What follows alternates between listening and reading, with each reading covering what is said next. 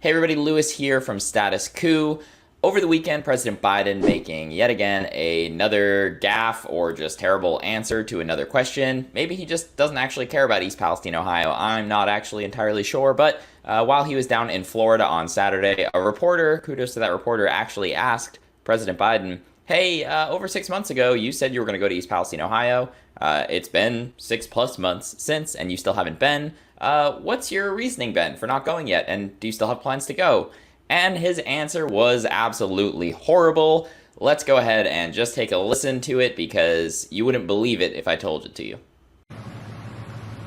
You said in March that you would go to East Palestine, Ohio. You came here. How come you haven't gone to East Palestine yet? Well, I haven't had the occasion to go to East Palestine. There's a lot going on here, and I just haven't been able to break. I was thinking whether I'd go to East Palestine this week, but I then was reminded I've got to go literally around the world. I'm going from Washington to India to Vietnam and so it's going to be a while. But we're making sure that East Palestine has what they need materially in order to deal with their problems.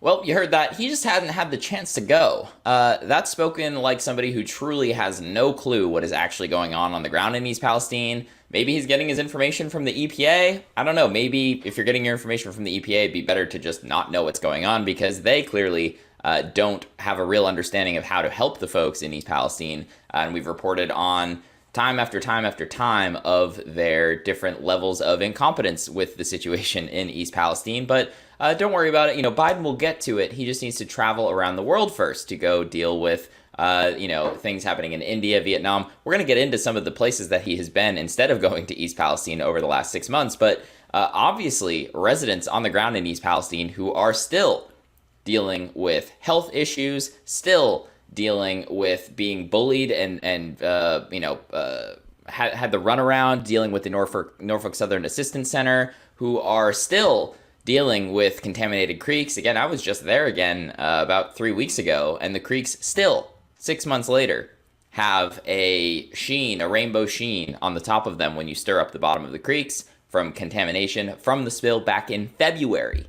Yeah, so as Christina flipped some of these rocks, we're just looking for some of the same kind of like colorful chemical color that we saw really prevalent back in February and March.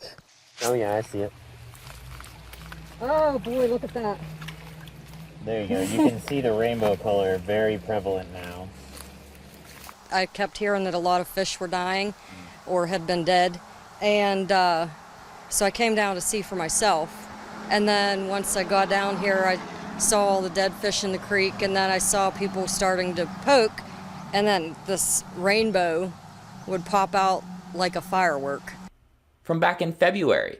These folks are still dealing with all of this, many of them still living in hotels.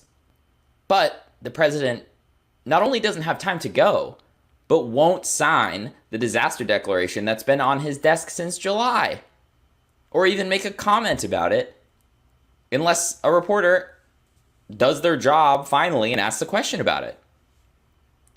So residents are unhappy. Let's first take a look at this post on Twitter from Jessica Kennard, an East Palestine resident. She quoted the statement, it's going to be a while, but we're making sure that hashtag East Palestine has what they need materially in order to deal with their problems, Biden said. Jessica said, who is we? EPA, Norfolk Southern, and I can assure you we don't have what we need, Mr. President. I went through and I asked resident after resident after resident while we were in East Palestine that one question, hey, are there unmet needs in East Palestine? Because in the disaster declaration, it actually said that there wasn't. And all of them kind of laughed and were like, of course there are unmet needs. Air testing's an unmet need. Relocation for a lot of people is still an unmet need. The list goes on. The creeks are an unmet need. They're still being contaminated. Bottled water. These people are running out of bottled water and in many cases needing to buy it. That is disgusting. That is disgusting that that's the state of this. Fortunately, because of this statement from Biden, it has gotten a little bit of media attention in the last few weeks, and some residents that we've talked to, as well as residents that haven't, actually got on Fox News the other day to discuss these comments. Let's play a couple clips here just to get direct reactions from some of these residents. What has it been like for you and your two little ones since this catastrophic train derailment 7 months ago? I still have yet to take my kids into East Palestine. I'm still fearful of what it's going to cause. I've seen so many other children. I mean, most of us have all ended up sick. I just haven't let my kids set foot there since the derailment. And so you guys have been living in a hotel since the derailment?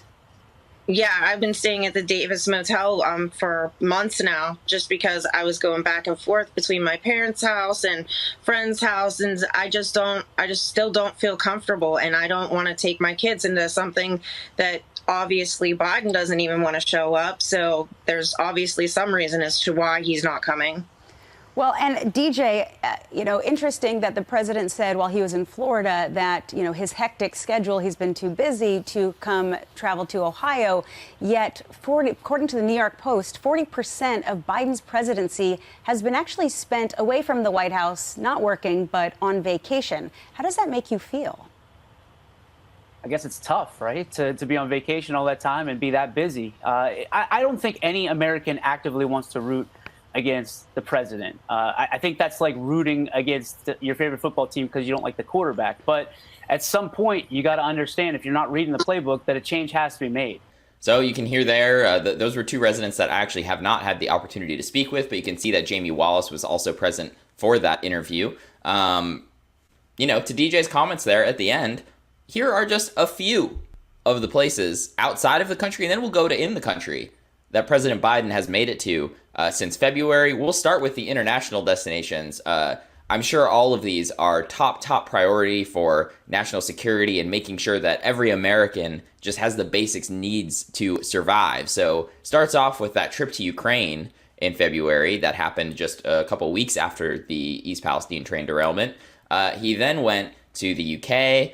He's been to Ireland. That one, I'm sure there's some real, tension going on between the U.S. and Ireland. Big trade partner, all this stuff.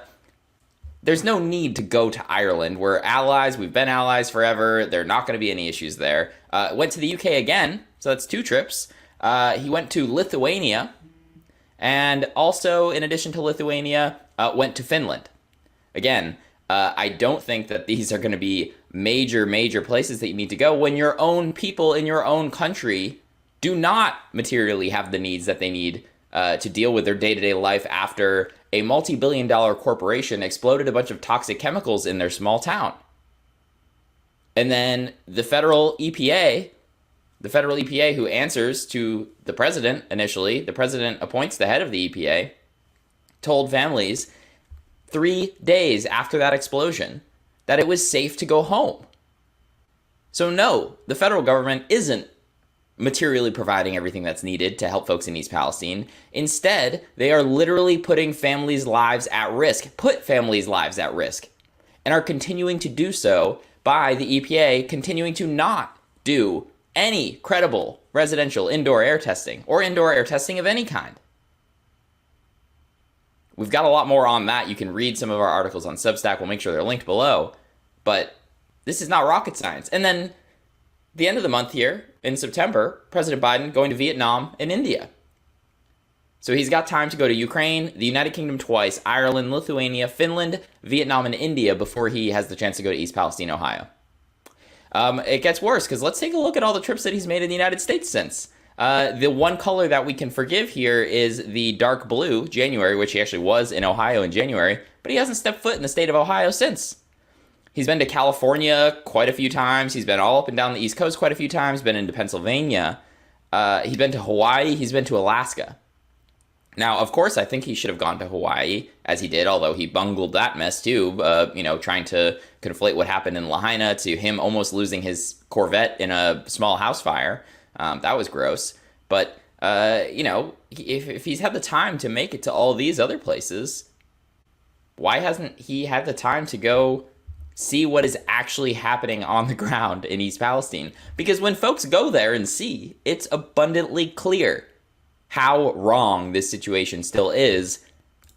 I think we're at 7 months now. 7 months later. 7 months later. It's gross. And you know what?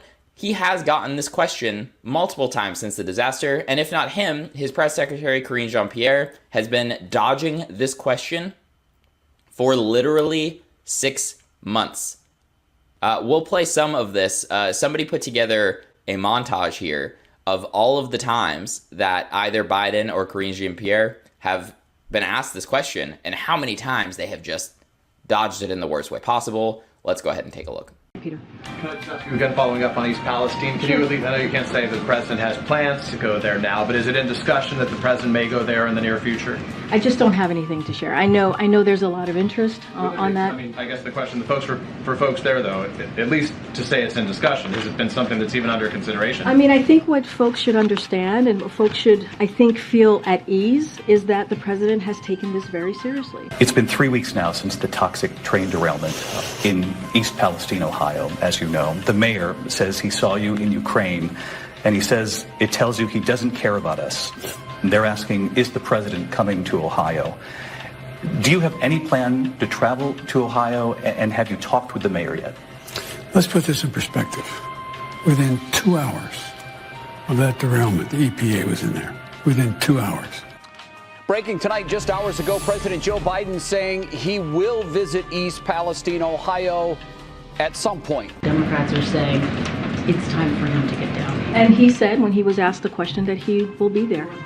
I don't have a timeline for you. The president answered this question directly when he was asked a couple of days, and he said he's looking forward to going down. Just don't have a timeline to share. Said that he would go.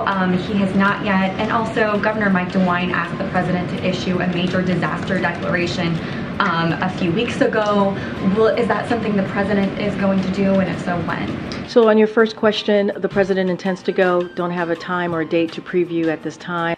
It's been 6 months since a Norfolk Southern train derailed in the community of East Palestine, Ohio, spilling thousands of gallons of toxic materials. The spill damaged the environment and left some evacuated families in limbo. Again, just to recap here, there are still so many issues going on in East Palestine. Residents absolutely have unmet needs that the federal government could fulfill. Right now, residents are still needing to go to Norfolk Southern to ask for help from the Assistance Center, who caused all of their problems in the first place. Again, this is the same company that exploded 5 cars filled with toxic vinyl chloride. It is a carcinogen. Many of the byproducts are carcinogens in this small town. 3 days later, the federal EPA told everyone it was safe to return home when, in fact, it very likely was not safe to return.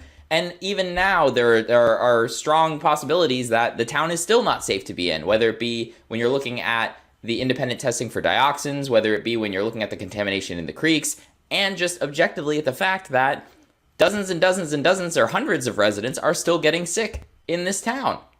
Something is still not right in East Palestine. People are not being taken care of, and it sure looks like the president of the United States just frankly doesn't give a shit. So here we are, 7 months since the East Palestine train derailment.